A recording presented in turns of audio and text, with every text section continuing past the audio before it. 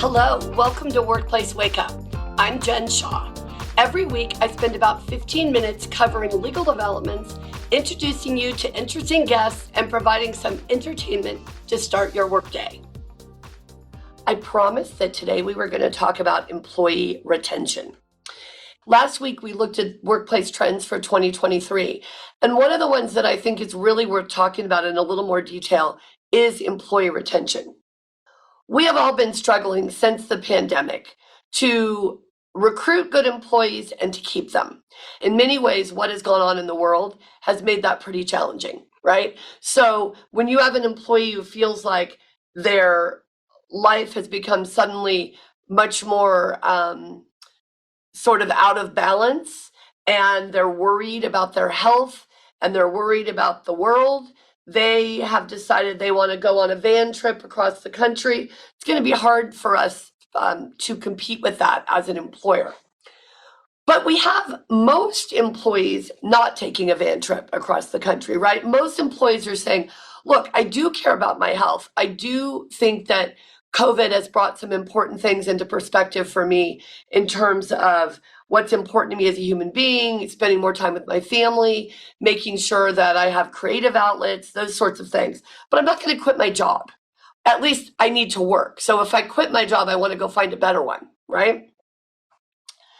So it is very important when these kinds of dynamics are out there that we focus on keeping our really good employees, the ones who are doing a great job. Now, let me say straight up, none of us are perfect. I'm working on our evaluations for our team right now. And, it's amazing to me how great our team is. Like, we've got these people who do amazing things. And when I try to give feedback for how could you improve, what's an opportunity area, sometimes I really have to scratch my head to try to come up with something. But I spend the whole time thinking about what I could do better, right? Because when you're in a leadership role, you realize, as many of you know, wait a minute, I'm holding the bag here. I'm the one who's supposed to be trying to make this the best place I can. And I'm certainly far from perfect. So as I'm writing evaluations and thinking about performance and thinking about goals for this year and trying to put together what our strategies are, it always comes back to me, right? What can I do to do a better job? And I think retention is something that our firm actually does pretty well.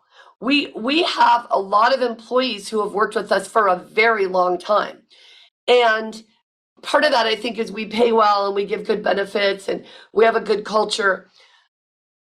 But it's still busy. People feel like their hair's on fire. I think if you got people confidentially where they thought I wouldn't hear them, they might say, well, things could be a little more organized, or Jen has a lot of energy. That's hard to deal with sometimes. Totally get all of that.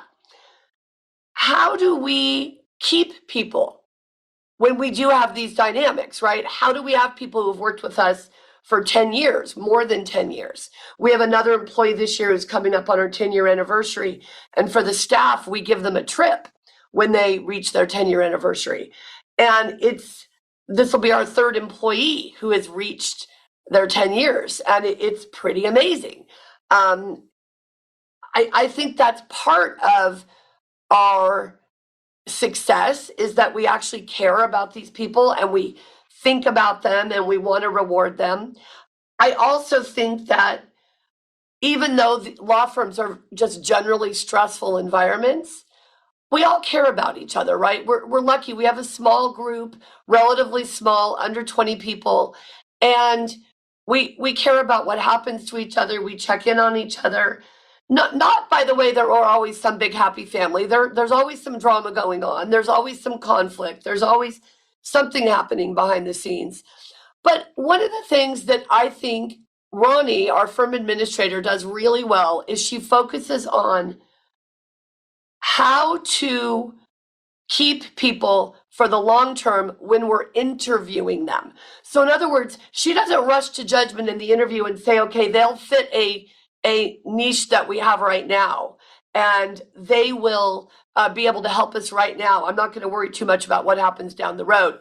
She thinks long term, and I do too. So when we have staff and lawyers who we're interviewing, we're always thinking about, well, how would they fit in the big picture? We don't want to hire someone for just a year. Now, obviously, there's no such thing as indentured servitude. We can't make somebody stay here, right? But we try to focus on the long term. We try to focus on, how is this person going to grow with us? How are they going to fit with us? What opportunities will they have being with us? We're also transparent about performance expectations. Probably sometimes people might think overly transparent. I'm really direct about, if you're a lawyer and you don't put your time in every day, we're going to have a problem. Because that's how I pay the bills. That's how we keep the lights on. It's by having people record their time if they're a timekeeper. And I need to know what hours you're working. Why? Because if you don't record your time every day, studies show you will absolutely lose time, because we're also afraid of overbilling that we will underbill.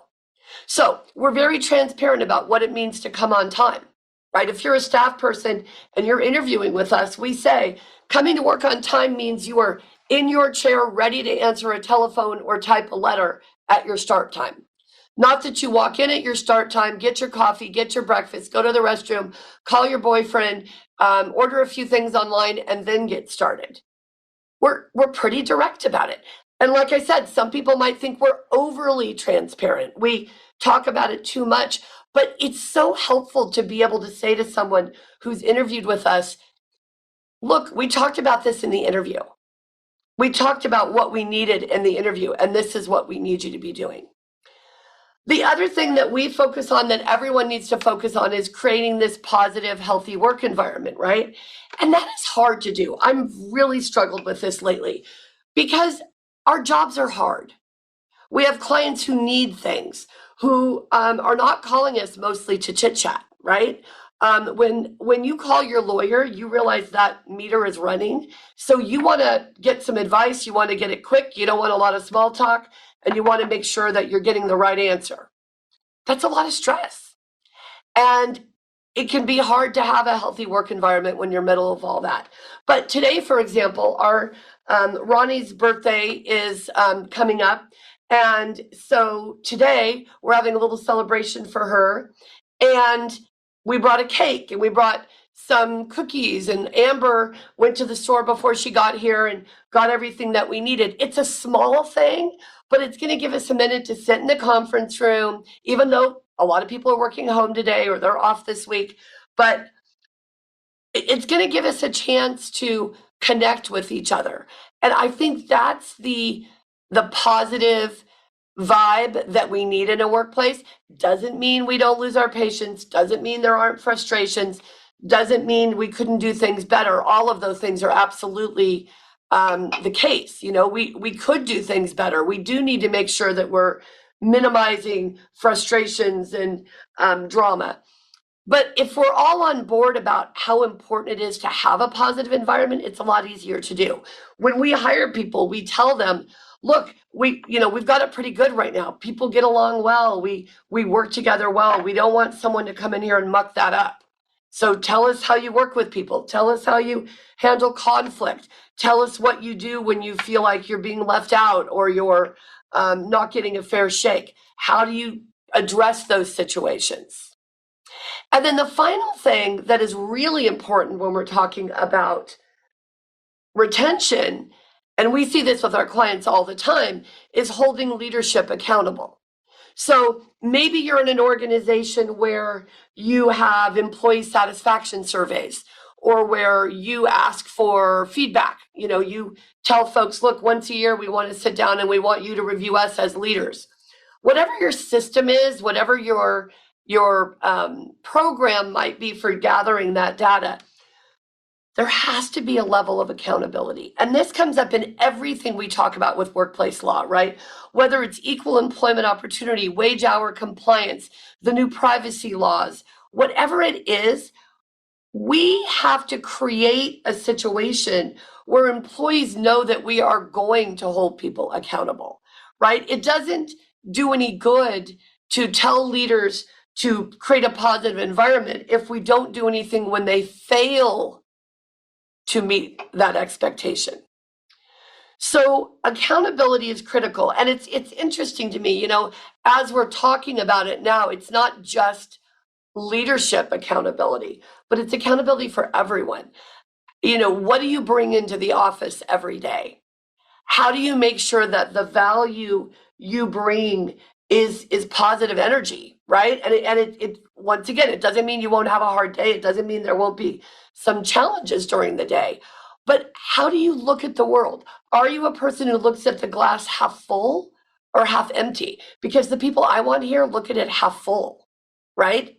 That's the starting point I need for everybody, that we're in a situation where we are looking at the world from the most positive place we can, that we're thinking about our coworkers, that we're taking a minute to really evaluate what we're asking someone to do. I mean, one of the things that I think is so interesting, when I was a secretary before I went to law school, I always laughed when my leaders would come in and say, "Oh, Jen, I have this, let's have a meeting about things we're going to do for marketing."